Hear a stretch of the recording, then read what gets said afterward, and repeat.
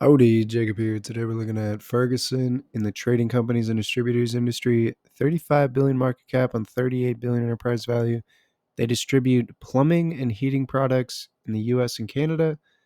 They provide expertise solutions and products including infrastructure, plumbing, appliance, fire, and fabrication, as well as heating, ventilation, HVAC to residential and non-residential customers. Very big company. Again, this is one of the reasons I also love doing company reviews. I always hear about companies that I've never really heard of that are, very likely involved in a lot of our lives.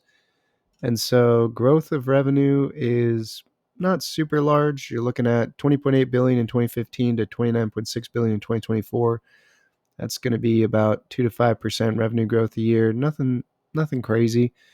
And we see it as low as 20% year over year to as high as 25% year over year. Gross margin and operating margin up for both, which is positive. They pay a dividend, and it does look to be a good amount of their free earnings per share. Not so substantially that it is concerning, but it is pushing almost 50% of capital allocation to a dividend.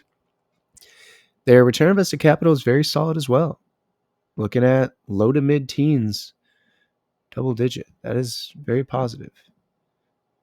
So their balance sheet shows a little over $500 million in cash on hand, 150 million short-term debt, 3.8 billion long-term debt.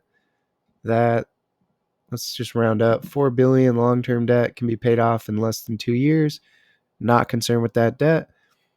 So majority of their capital allocation, I'm going to be assuming, goes towards what they've done recently: acquisitions, mostly share repurchases, mostly dividends. Okay, so that dividend that they pay out is 632 million in the rolling 12 on 1.3 billion, so almost 50% of capital allocation, and another to share repurchases, about 50%, a little bit to acquisitions. Again, that's over 100% because they've been issuing a little bit of debt. So I assume 100% capital allocation.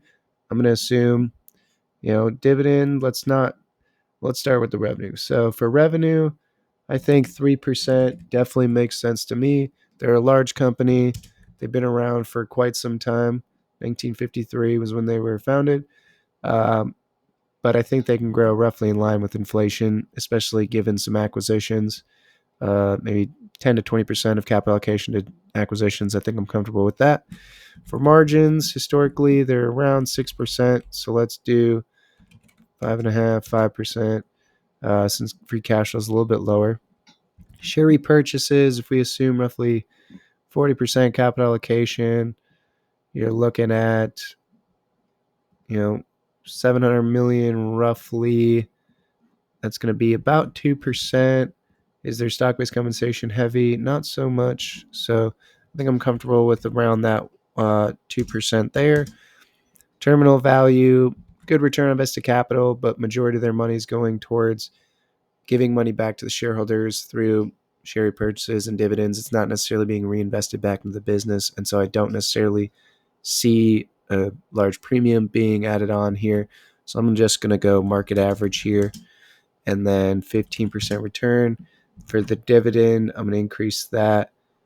Let's just do 1%, just to say that they've increased it every year. But I want that capital allocation from year 1 to year 7 go from a 50% down to 40%. So given my current assumptions, we're saying it needs to fall 57% before we get the return we look for here. Again, you can find companies that have great financials.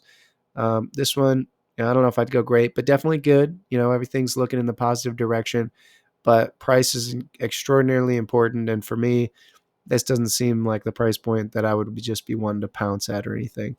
But I hope you enjoy this video and have a great rest of your day. Thank you.